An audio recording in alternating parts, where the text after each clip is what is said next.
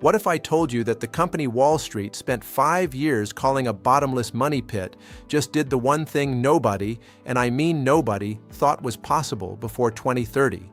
The bears have been hammering this stock for years, writing the obituary over and over, convinced the cash burn would outlast the business model.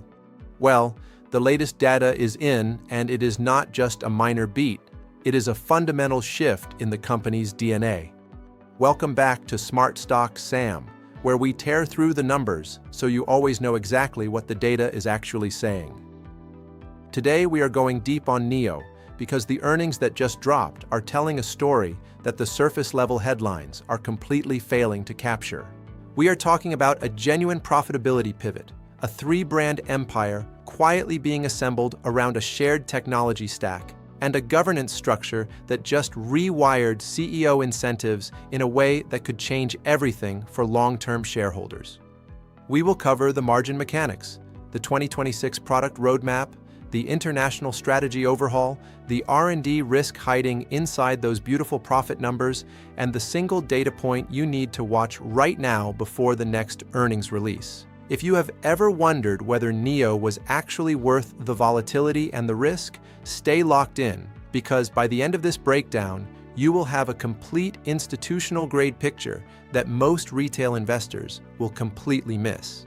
Here is the number that changes the entire Nio story. For the very first time in this company's history, they crossed into the green. In Q4 of 2025, Nio posted an adjusted non-GAAP net profit of $178.9 million. Think about what that means. A company that the bears said would never see a profitable quarter just proved every single one of them wrong. They delivered a record 124,807 vehicles in a single quarter, and here is the part that most people are sleeping on. Their premium Nio brand is now effectively subsidizing the entire mass market expansion. The ES8 is carrying the team. We have a strong buy reading on this setup, but only if you believe their structural moats are real.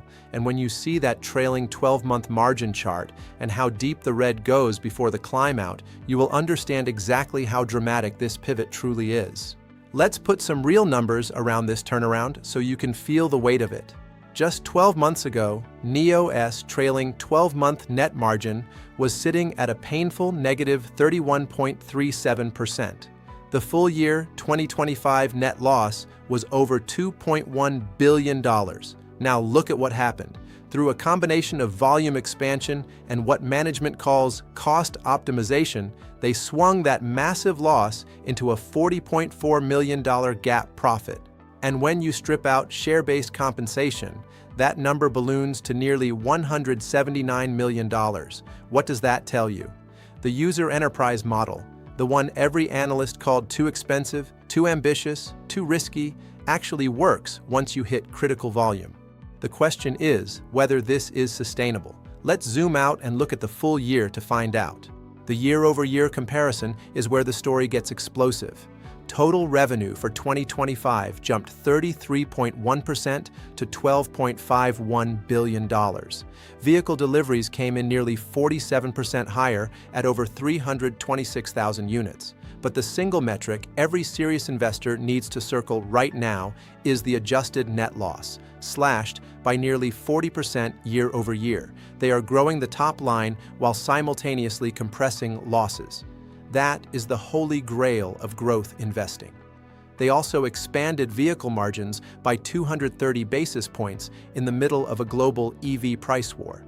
Nio is not just selling more cars, they are selling them smarter. But how exactly are they pulling this off while everyone else is bleeding margin? This next chart is the engine of the entire bull thesis. Once Nio passed the break-even threshold of roughly 60,000 units per quarter, margins did not crawl higher, they launched. In Q4, they hit an 18.1% vehicle margin target.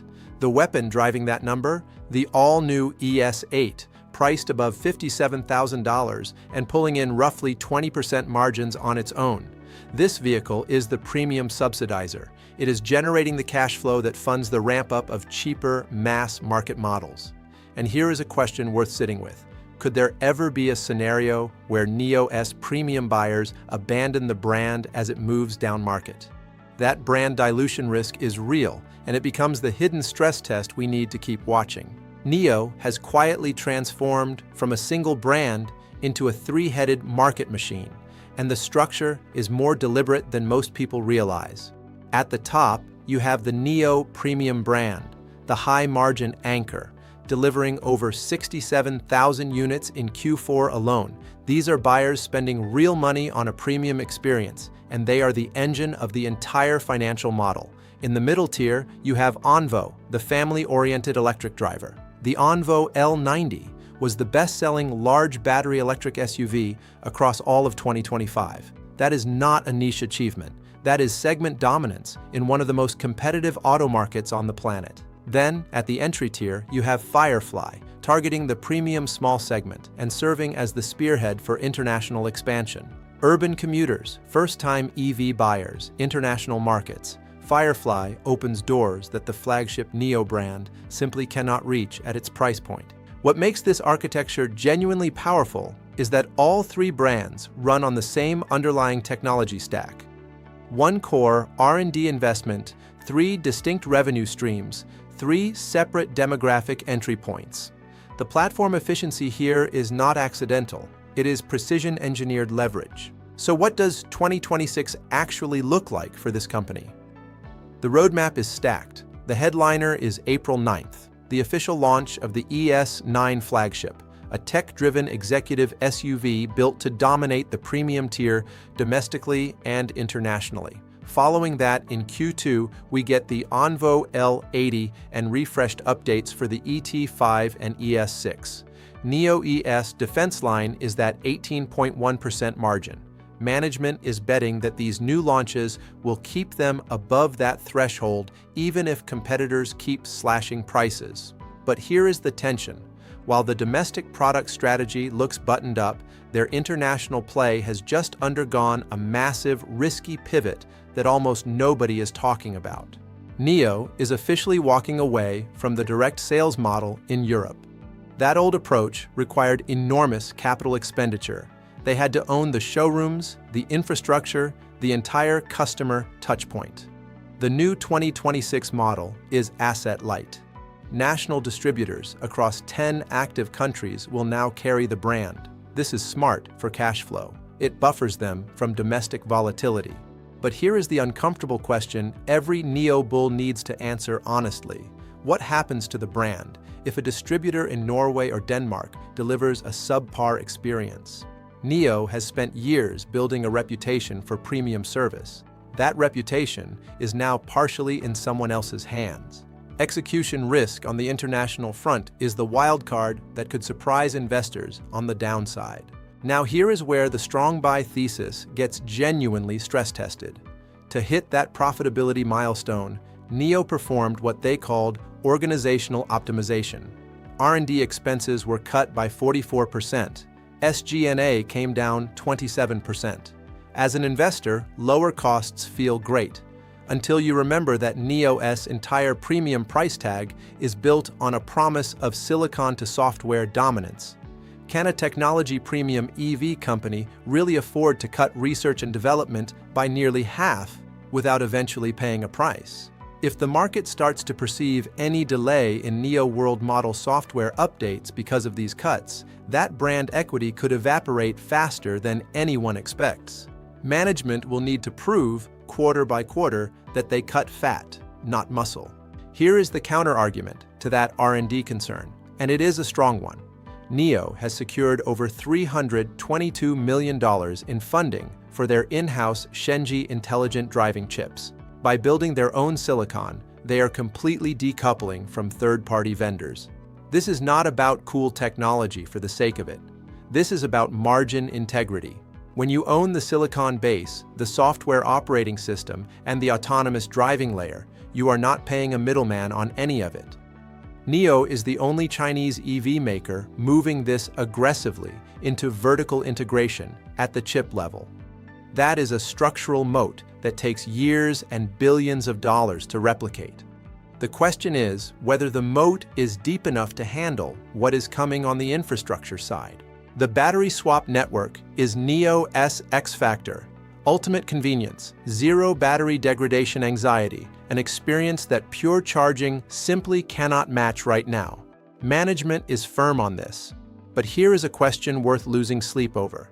What if that advantage disappears faster than anyone expects?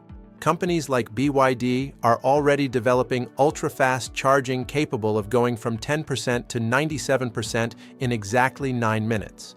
If charging speed reaches true parity with swap times, Nio's multi-billion-dollar swap network risks becoming a stranded asset, an expensive legacy infrastructure bet in a world that moved on.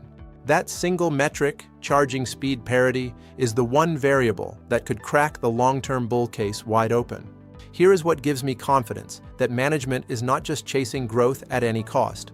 The board just made a move that is genuinely brilliant for shareholders. CEO William Li was awarded 248 million RSUs, but here is the critical detail. Every single unit vests only against specific market capitalization and net profit milestones. 10 distinct locks. He does not collect unless the stock price rises and the company stays profitable. That structure aggressively aligns his personal wealth with your investment returns. It penalizes profitless growth and forces discipline at the top. That is the kind of incentive architecture that separates companies that talk about profitability from the ones that are actually wired for it.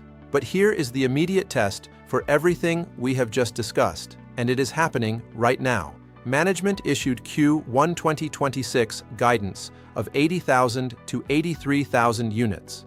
The actual numbers for January and February are in 27,000 in January, 20,000 in February. Do the math. To hit the low end of guidance, Nio needs to deliver over 32,000 units in March alone. That is a steep month-over-month acceleration. Is there any realistic world where a brand new product launch slips, the March ramp falls short, and this entire post-Q4 momentum story unravels in a single quarter? That is not the base case, but it is the risk. The Q1 delivery print is the #1 data point to watch heading into the next earnings release. Before we wrap this up, and as always on Smart Stock Sam, this video is for informational and educational purposes only. Nothing you have heard today constitutes financial advice or a recommendation to buy or sell any security. All data cited is sourced from Nio's official filings. A conversion rate of 6.99 RMB to $1 was applied to all figures in this analysis. Adjusted profit figures exclude share-based compensation to reflect core business performance. Always conduct your own due diligence and consult a licensed financial advisor before making any investment decisions. So here is the final verdict. The profitability pivot is real, not a paper gain, not an accounting trick, a genuine operational milestone. The Shenji chip moat is real, and it is years ahead of where most competitors are even thinking about going. The multi-brand platform efficiency is real, with 3 distinct market tiers all drawing from one core technology investment. And the executive incentive structure is now architecturally wired for your success as a shareholder, not just management's. The risks, the R&D cuts, the distributor execution gamble in Europe, the looming battery swap parity threat, and that March delivery ramp sitting at over 32,000 units, are also real and cannot be hand-waved away. But when you weigh the asymmetric reward against a management team that just proved the model works at scale, the data points toward a strong long-term position for investors who can handle the ride. Nio in 2026 looks nothing like the Nio the bears spent years attacking. They have finally learned how to build a business, not just a car. If this breakdown gave you an edge today, drop your Q1 delivery prediction in the comments. I want to see what the Smart Stock Sam community is thinking, and I will be responding to every data-backed take down there. Hit the like button if the analysis changed how you see this stock, and if you are not subscribed yet, you are leaving serious institutional-grade analysis on the table every single week. We will see you in the next one.